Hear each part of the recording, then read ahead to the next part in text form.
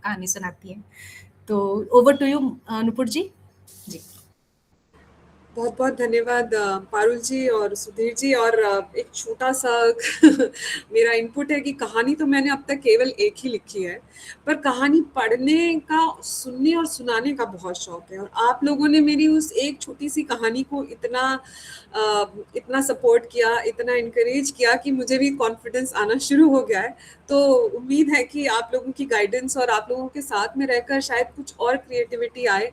और गणेश जी की तरह जैसे बात हो रही थी कि जो आप देख रहे हैं, कई बार हम उसे देख के आगे बढ़ जाते हैं, तो उसको दर्ज कर देना और फिर उससे कोई भाव निकलना, तो हम भी धीरे धीरे सीख रहे हैं। Thank you so much.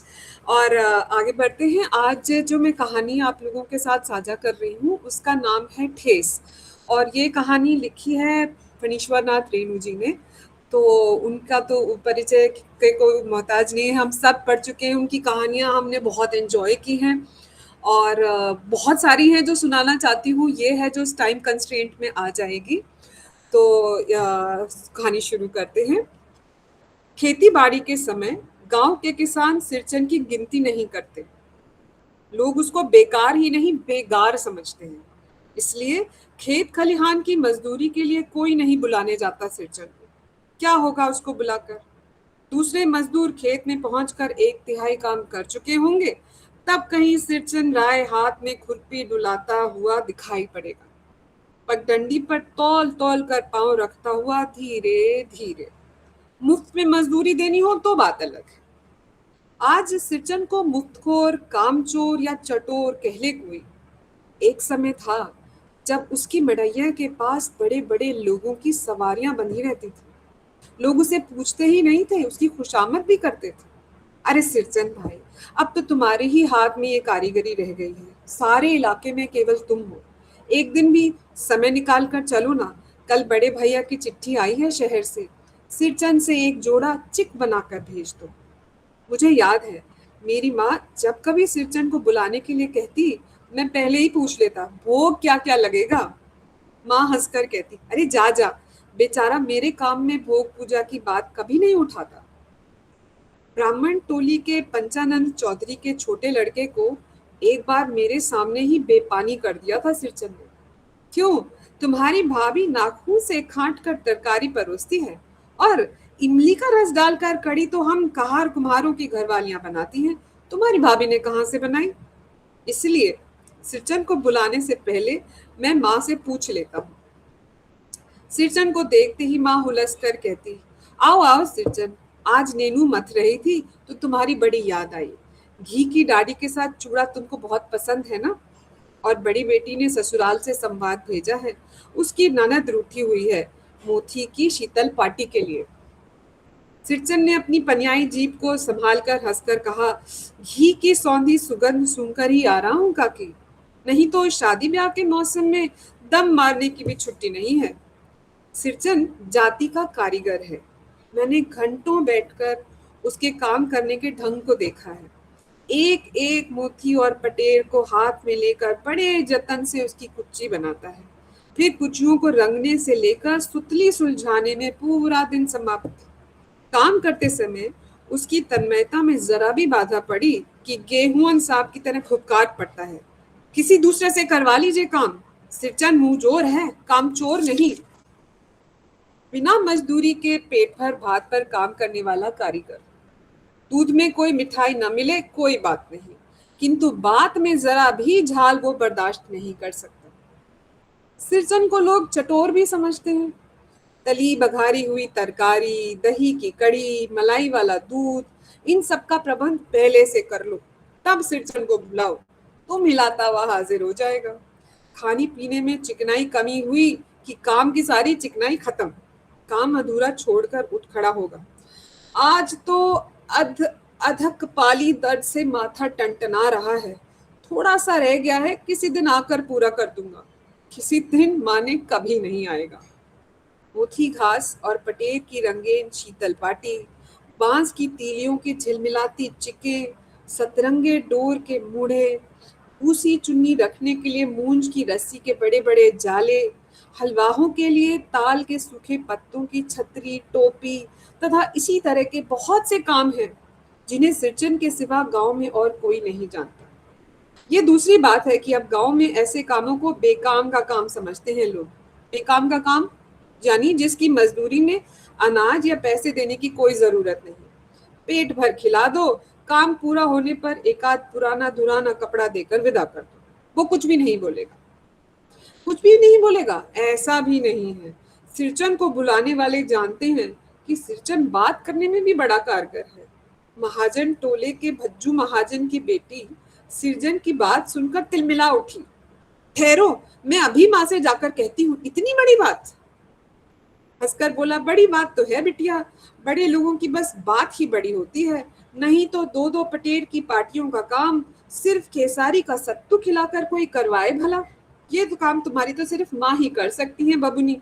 सिरचन ने मुस्कुराकर जवाब दिया। उस बार मेरी छोटी बहन की विदाई होने वाली थी। पहली बार ससुराल जा रही थी मानू। मानू के दूल्हे ने पहले ही बड़ी भाभी को खत लिखकर चेतावनी दे दी है। मानू के साथ मिठाई की पतीली ना आए कोई बात नहीं। 3 जोड़ी फैशनेबल चिक और पटेर की 2 शीतल पार्टियों के बिना आएगी मानू तो?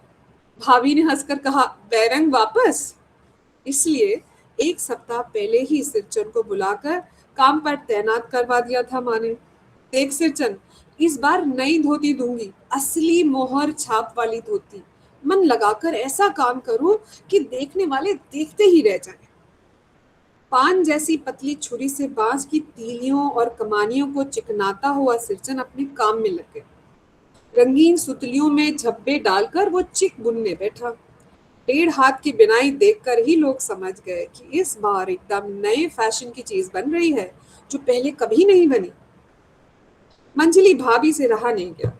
पर्दे की आड़ से ताना देते हुए बोली, ओह, पहले ऐसा जानती कि मोहर छाप वाली धोती देने से ही अच्छी चीज बनती है तो भैया को पहले ही खबर करवा देती।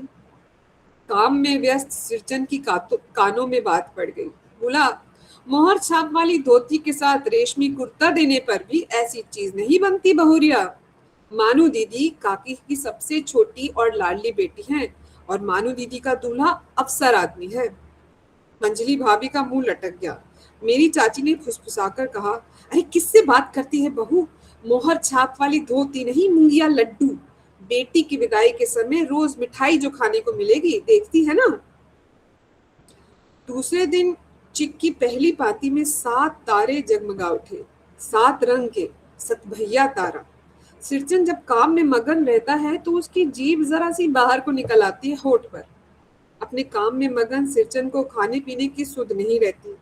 चिक में सुतली के फंदे डालकर उसने पास पड़े सूप पर निगाह डाली। चिवड़ा और गुड़ का एक सूखा ढेला। मैंने लक्ष्य किया। सिरचन की नाक के पास 2 रेखाएं उभरी। मैं दौड़कर माँ के पास गया। माँ, आज सिरचन को कलेवा किसने दिया है? सिर्फ चिवड़ा और गुड़? माँ रसोई घर के अंदर पकवान बनाने में व्यस्त थी। बोली, मैं अकेली क्या क्या देखूं? अरे मंजली, सिरचन को बुंदिया क्यों नहीं देती? बुंदिया मैं नहीं खाता काकी। सिरचन ने मुंह में चिवड़ा भरा था और बोला, ये मैं नहीं खाऊंगा। गुड़ का ढेला सूप में एक किनारे पर पड़ा रहा, अछूता। माँ की बोली सुनते ही मंजली भाभी की भौहें तन गई। मुट्ठी भर बुंदिया सूप पर फेंक कर चली गई। सिरचन ने पानी पीकर कहा, मंजली बहू रानी, अपने मैके से आई हुई मिठाई भी इसी तरह हाथ खोलकर बांटती हो क्या? बस। मंजली भाभी अपने कमरे में बैठकर रोने लगी। चाची ने माँ के पास जाकर लगाया, अरे छोटी जाति के आदमी का मुंह भी छोटा होता है, मुंह लगाने से सिर पर ही चढ़ेगा ना, किसी के नैहर ससुराल की बात क्यों करेगा वो? मंजली भाभी माँ की दुलारी बहू है। माँ तमक कर बाहर आई। सिरचन, तुम अपना काम करने आए हो, अपना काम करो। बहुओं से बदकुट्टी करने की क्या जरूरत है? जिस चीज की जरूरत हो मुझसे कहो। सिरचन का मुंह लाल हो गया। उसने कोई जवाब नहीं दिया। बांस में टंगे हुए अधूरे चिक के फंदे डालने लगा। मानू दीदी पान सजाकर बाहर बैठक खाने में भेज रही थी। चुपके से एक पान का बीड़ा सिरचन को देते हुए बोली, सिरचन दादा, काम काज का घर है, 5 तरह के लोग हैं, 5 किस्म की बात करेंगे, तुम किसी की बात पर कान मत धरो। सिरचन ने मुस्कुराकर पान का बीड़ा मुंह में ले लिया। चाची अपने कमरे से निकल रही थी। सिरचन को पान खाते देख हैरान हो गई। सिरचन ने चाची को अपनी ओर अचरज से घूरते देखकर कहा, क्यों छोटी चाची, जरा अपनी बिबिया का गमकौवा जर्दा तो खिलाना, बहुत दिन हुए। अरे बाबा, वो तो हमेशा से जली भुनी रहती थी सिरचन से, गुस्सा उतारने का ऐसा मौका फिर नहीं मिल सकता था। छनकती हुई बोली, मस्खरी करता है, तुम्हारी बड़ी हुई जीभ में आग लगे, घर में भी पान और गमकौवा जर्दा खाते हो, चटोर कहीं के। मेरा कलेजा धड़क उठा, यत्परो नास्ती। बस सिरचन की उंगलियों में सुतली के फंदे पड़ गए। मानो कुछ देर तक वो चुपचाप बैठा पान को मुंह में घुलाता रहा, फिर अचानक उठकर पिछवाड़े पीक थूक आया, अपनी छुरी हंसिया वगैरह समेट संभाल कर झोले में रखे और निकल गया। टंगी हुई अधूरी चिक पर एक निगाह डाली और हनहनाता हुआ आंगन से बाहर चला गया। चाची बड़बड़ाई, अरे बाप रे बाप, ऐसी तेजी, कोई मुफ्त में तो काम नहीं करता। 8 रुपए में मोहर छाप वाली धोती आती है, इस मुंह झौसे के न मुंह में लगाम है न आंख में शील। पैसा खर्च करने पर सैकड़ों चिके मिलेंगी। पांतर टोली की औरतें सिर पर गट्ठर लिए गली गली मारा करती हैं। मानू कुछ नहीं बोली, चुपचाप अधूरी चिक को देखते रहे। सातों तारे मंद पड़ गए। माँ बोली, जाने दे बेटी, जी छोटा मत कर मानू, मेले से खरीद कर भेज दूंगी। मानू को याद आया, विवाह में सिरचन के हाथ की शीतल पाटी दी थी माँ ने। ससुराल वालों ने जाने कहाँ कितनी कितनी बार खोलकर दिखलाया था पटना और कलकत्ता के मेहमानों को। वो उठकर बड़ी भाभी के कमरे में चली गई। मैं सिरचन को मनाने गया, देखा एक फटी हुई शीतल पाटी पर लेटकर वो कुछ सोच रहा है। मुझे देखते ही बोला, बबुआ जी अब नहीं, कान पकड़ता हूँ अब नहीं, मोहर छाप वाली धोती लेकर क्या करूंगा, कौन पहनेगा। ससुरी खुद मरी, बेटे बेटियों को ले गई अपने साथ। बबुआ जी, मेरी घरवाली जिंदा रहती तो मैं ऐसी दुर्दशा भोगता। ये शीतल पाटी उसी की बुनी हुई है, इस शीतल पाटी को छू कर कहता हूँ अब ये काम नहीं करूंगा। गांव भर में तुम्हारी हवेली में मेरी कदर होती थी, अब क्या। मैं चुपचाप वापस लौट आया। समझ गया कलाकार के दिल को ठेस लगी है, अब वो नहीं आएगा। बड़ी भाभी अधूरी चिक में रंगीन छींट की झालर लगाने लगी। क्यों मानू, ये भी बेजा नहीं दिखाई पड़ता, चल जाएगा। मानू कुछ नहीं बोली, बेचारी। किंतु मैं चुप नहीं रह सका, चाची और मंजली भाभी की नजर न लग जाए इसमें भी। मानू को ससुराल पहुंचाने में ही जा रहा था। स्टेशन पर सामान मिलाते समय देखा, मानू बड़े जतन से अधूरी चिक को मोड़ कर लिए जा रही है अपने साथ। मनी मन सिरचन पर गुस्सा हो आया। चाची के सुर में सुर मिलाकर कोसने को जी हुआ, कामचोर, चटोर। गाड़ी आई। सामान चढ़ाकर मैं दरवाजा बंद कर ही रहा था कि प्लेटफॉर्म पर दौड़ते हुए सिरचन पर नजर पड़ गई। बबुआ जी, उसने दरवाजे के पास आकर पुकारा। क्या है? मैंने खिड़की से गर्दन निकालकर झिड़की भरे स्वर में कहा। सिरचन ने पीठ पर लदे हुए बोझ को उतारकर मेरी ओर देखा और बोला, अरे दौड़ता आया हूँ, दरवाजा खोलिए, मानू दीदी कहाँ है, एक बार देख तो लूं। मैंने दरवाजा खोल दिया। सिरचन दादा, मानू इतना ही बोल सकी। खिड़की के पास खड़े होकर सिरचन ने हकलाते हुए कहा, ये मेरी ओर से है, सब चीज है दीदी, शीतल पाटी, चिक और एक जोड़ी आसनी कुश की। और गाड़ी चल पड़ी। मानू मोहर छाप वाली धोती का दाम निकालकर देने लगी। सिरचन ने जीभ को दांत से काटकर दोनों हाथ जोड़ दिए। मानू फूट फूट कर रो रही थी। मैं बंडल खोलकर देखने लगा। ऐसी कारीगरी, ऐसी बारीकी, रंगीन सुतलियों के फंदों का ऐसा काम पहली बार ही देख रहा था।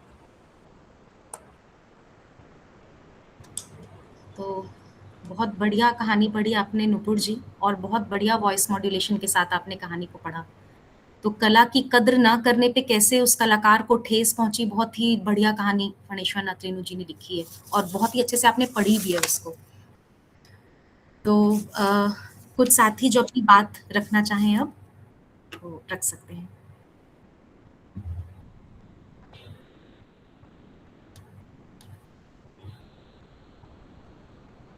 मिनी, कौशल जी, फिर ज्योति और फिर अर्पणा जी। जी मैम, नूपुर मैम ने बहुत अच्छी कहानी सुनाई है ये, और ये फणीश्वर नाथ रेणु की कहानी है। वो वैसे भी बहुत उम्दा लेखक हैं, बहुत ही सुंदर कहानियां लिखते हैं। लेकिन नूपुर जी, यहाँ पे मैं आपको बधाई देती हूँ कि आप डेंटिस्ट से ज्यादा साहित्यकार लिखती हैं, क्योंकि आपका साहित्य के प्रति इतना लगाव और प्रेम ये दर्शाता है कि आप बहुत अच्छी लेखिका हैं। और आपने कहा है कि आप एक ही कहानी अभी तक लिखी है, तो मुझे लगता है कि आप बहुत अच्छा इसमें कार्य और भी कर सकती हैं, और आप कर भी रही होंगी, ऐसी आशा करती हूँ। और एक बात इस कहानी से मुझे याद आती है, कामतानाथ की कहानी लाख की चूड़ियाँ। तो वैसे ही ये हस्तकला से संबंधित कहानी है।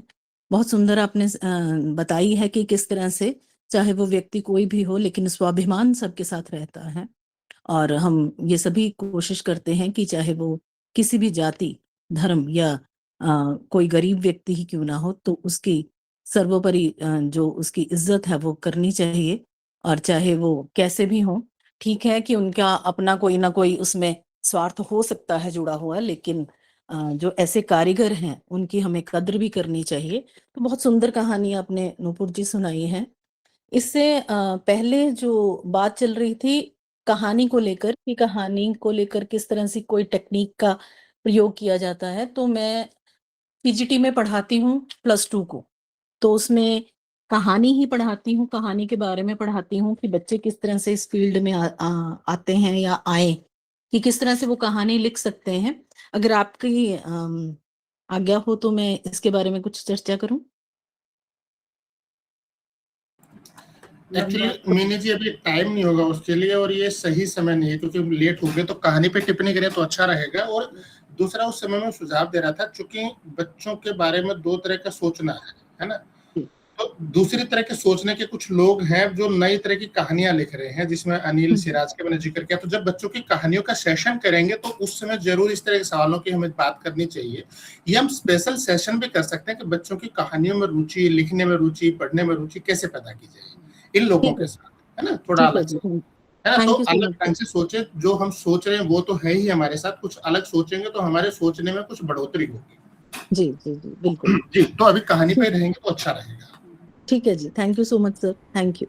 और मैं भी ये फर्स्ट टाइम मैंने भी ज्वाइन किया है आत्मदेव की निकेतन लुधियाना से, तो थैंक यू सो मच, आपने मुझे समय दिया, धन्यवाद जी। Thank you mini. तो ज्योति आप अपनी बात रख सकती हैं।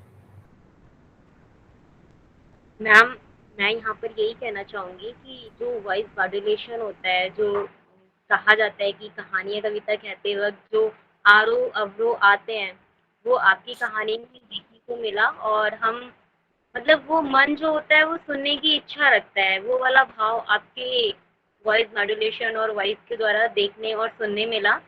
तो मैं आशा करती हूँ कि काश मैं भी ऐसा कर पाऊँ जैसा आप कर पाती हैं। Thank you.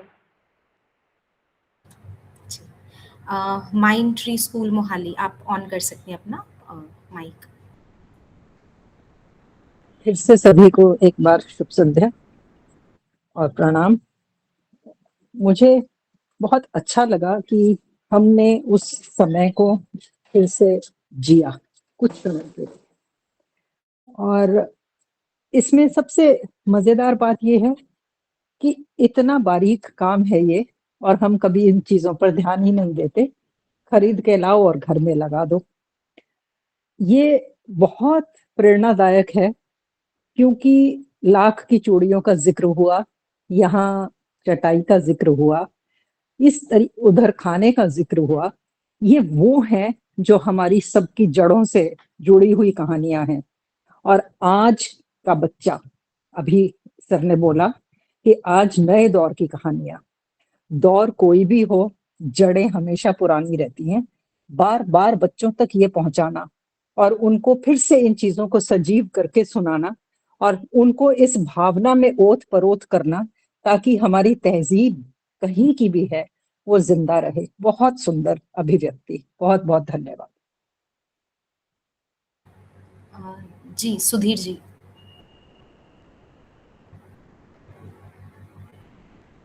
मुझे कुछ नहीं कहना, इधर से मधु कुछ कह रही है, बस वो भी कहानियां सुन रही है।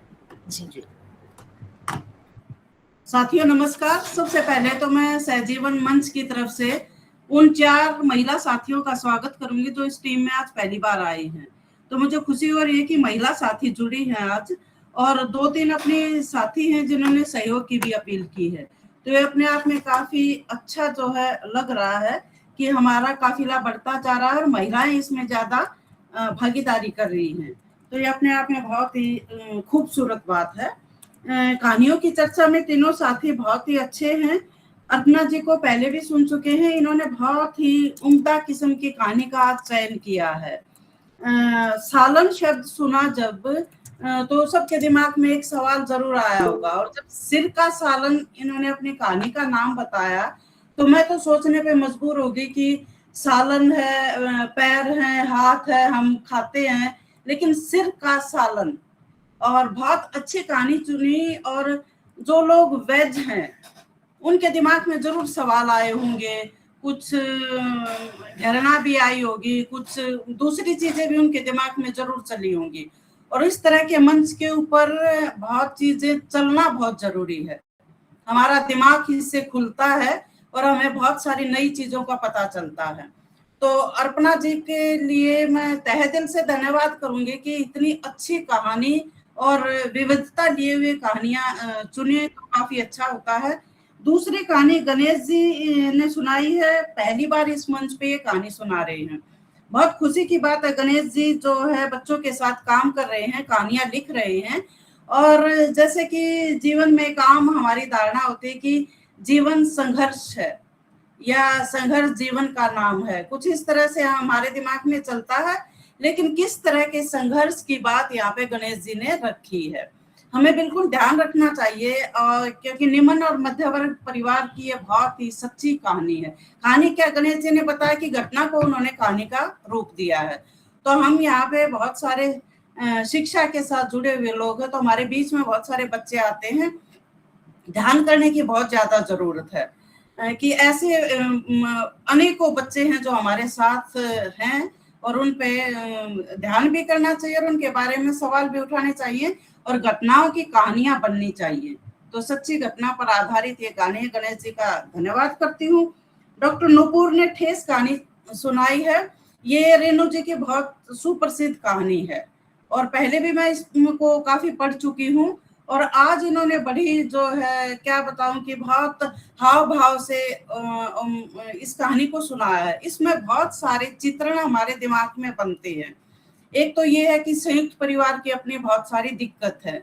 दूसरा, हमारे जो हाथ के काम करने वाले लोग थे वो लुप्त हो गए हैं और मशीनी युग आ गया है। तो कहानी में जो हाथ के काम का जो सम्मान हमें मिलता था, एक तो वो खत्म होता जा रहा है। तो इस तरह की कहानियों को हमारे बीच में रखने का एक बहुत अच्छा जो है एक ये मंच है और हमें रखनी चाहिए।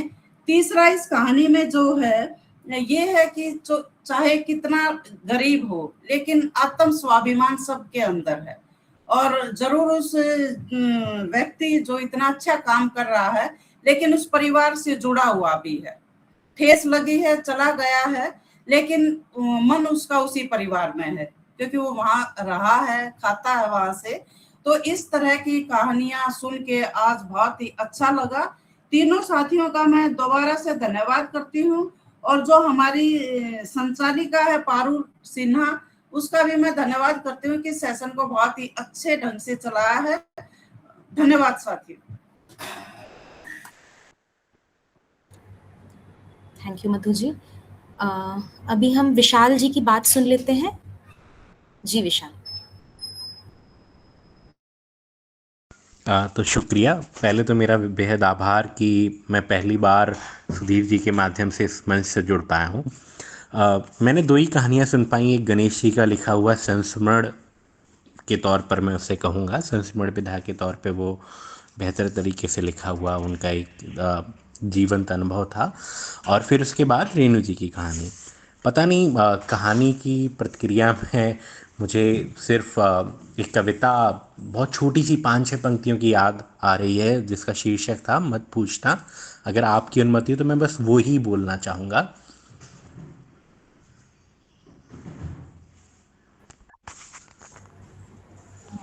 जी जी। हाँ, तो लिखी है कविता को नरेश जी ने, मत पूछना उसका शीर्षक है कि जिन बच्चों को भोजन नहीं मिलता, दूध फल और सब्जियां नहीं मिलती, शिक्षा नहीं मिलती, दवा नहीं मिलती, उनसे मत पूछना कि बड़े होकर क्या बनोगे, कहीं पूछ लिया उन्होंने पलट कर कि बड़े होकर तुमने हमें क्या दिया, तो किस मुंह से दोगे जवाब और कहाँ जाकर डूब मरोगे। तो मुझे वही वो भोजन को लेके जिस तरीके से वो बच्ची व्याकुल थी, ऐसा ही कुछ मेरे मन में आ रहा था। अचानक से ही ये कविता मन में आई। दूसरा, रेणु जी अपने आप में एक बेहद सशक्त हस्ताक्षर रहे हैं, जो लोग जीवन की तमाम अलग अलग भावनाएं हैं, व्यथाएं हैं, उनको उभारने में श्रम की गरिमा, जिस तरीके से एकलव्य की एक किताब भी है श्रम की गरिमा को लेके, कहीं ना कहीं ये भी है कि हर श्रमिक का अपना एक मान होता है, हर श्रम की अपनी एक गरिमा होती है। हम पेशों को इस बाइंड्री में नहीं देख सकते। तो शुक्रिया आप सबको इस मंच के लिए। मैं भी कोशिश करूँगा कि अगर मुझे कभी मौका मिले तो मैं भी किसी कहानी को सुनाने की चेष्टा करना चाहूँगा, और चाहूँगा कि आप सबकी जर्रा नवाजी का हकदार बनूं। शुक्रिया। थैंक यू विशाल, बिल्कुल आपका नाम नोट किया जा रहा है और आपको बिल्कुल मौका मिलेगा इस मंच पर कहानी सुनाने का। तो अब हम शोभा जी से एक बार बात सुन लेते हैं उनकी। सभी को नमस्ते। मेरा नाम तो आप जाने ही हैं। मैं शिक्षिका हूँ, मतलब वैसे तो सेवा से रिटायर हो चुकी हूँ, लेकिन फिर भी अभी बच्चों के साथ मेरा काम चलता रहता है। और मैं हरदा से हूँ। शुक्रिया गणेश को कि आज उसने मुझे इस सुंदर से मंच से जुड़ने का मौका दिया, और मैं इतनी सुंदर सुंदर कहानियां सुन पाई। चाहे तीनों कहानियां बहुत अपने आप में महत्वपूर्ण है, बहुत सुंदर है।